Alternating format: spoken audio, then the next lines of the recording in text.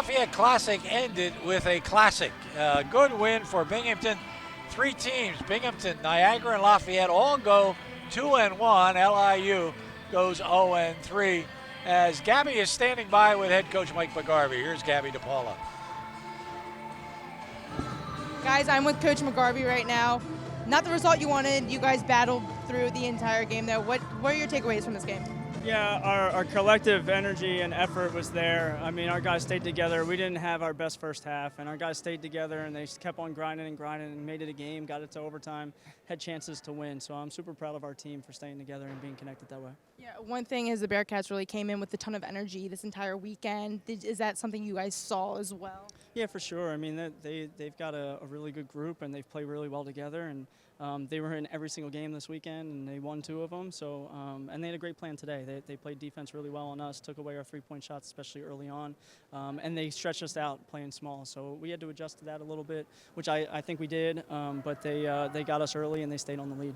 Yeah, one thing that we saw was they really stretched out the entire court from first half and second half. We didn't really see that from them this entire weekend, but we saw that this week. We saw that against you guys. Yeah, they had a good plan, and I think they executed it really well. So they deserve a lot of credit for that.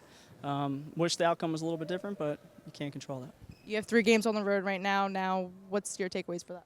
Yeah, well, first I want to say thank you to everybody who's tuned in to this weekend. It was a great Lafayette Classic. It was a great 3 games, competitive all the way through. And I know how much work it takes for our staff and our support staff and the broadcast. So I just want to say thank you for this weekend. Moving on to we know we can win. We have a good recipe. We're going to have a couple games here, one before our finals break and then one after our finals break and then one on the Christmas break. So we're stretched out. We can rest a little bit, but we got to get a little bit better at some details. Thanks, Coach. All right, thanks so much, guys. Guys, I'm going to bring in Ryan Pettit right now. Ryan, you had 17 steals. You lead the Patriot League in steals. You have to have a ton of confidence to really have that and prepare not to foul, right? Yeah, I mean, it's something I've been doing for a long time. My dad kind of instilled that in me from a young age. You can't always affect the game offensively. I'm struggling a little bit from the 3-point line, so I'm just trying to do whatever I can to help us win. So. Yeah. We've talked about the underclassmen a lot. They've been buzzing. What have you seen from them? Yeah, I mean, they've come in. They've been a really confident group. They're a really together group. So, whenever we get to see them, having fun, being a little bit, young, kind of like high schoolers, it's fun for us. It kind of loosens us up. It loosens us up a little bit, to realize it's just a game. At the end of the day, you want to win, but when you have a great bond with teammates, it's something that lasts a lifetime. Yeah, just talked to Coach. Now you guys hit a 3-game road. You're on the road for the next 3 games. What are your takeaways? Obviously, this was a great event. I thought every game was competitive. Like Coach McGarvey said, we appreciate everyone who's put in work to make this thing happen.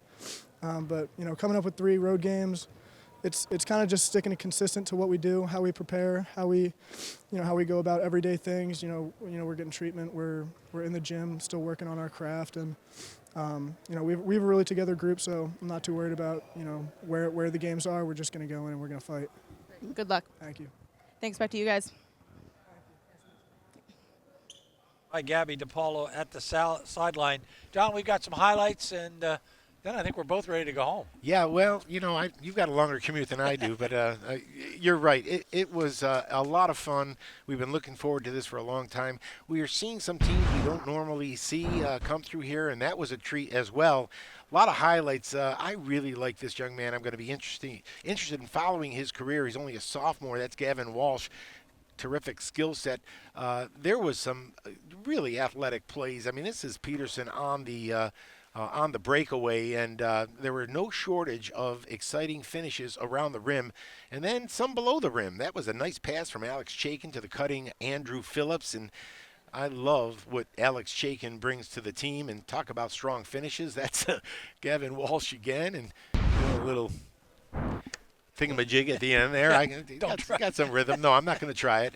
And Andrew Phillips, he played with a lot of confidence. Gary, his minutes were he played sparingly last year, but he's really come on strong. How about Callahan Gold?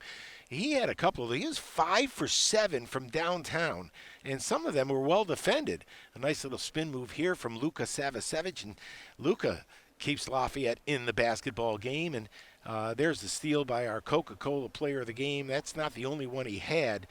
He epitomizes the grit and grittiness of this Lafayette basketball team. The freshman, Alex Chaikin, the rainbow jumper from the corner. We've seen him do that time and time again. He's going to have some kind of career. This was the end of regulation time, and Lafayette came that close from dropping this game in regulation. But as Coach McGarvey said, they forced overtime, and in the overtime, it was a Callahan goal with another rainbow. I thought that was going to catch one of the girders on the top of the building. It was not. Watch the back cut by Ryan Pettit on a terrific feed from point guard Mark Butler, and those two guys have been together for a while now. This young man was a force for the Binghamton Bearcats. He did happen to miss two at the end. Lafayette gets the timeout, and with 4 seconds left, Caleb Williams, the freshman, tries to go coast to coast.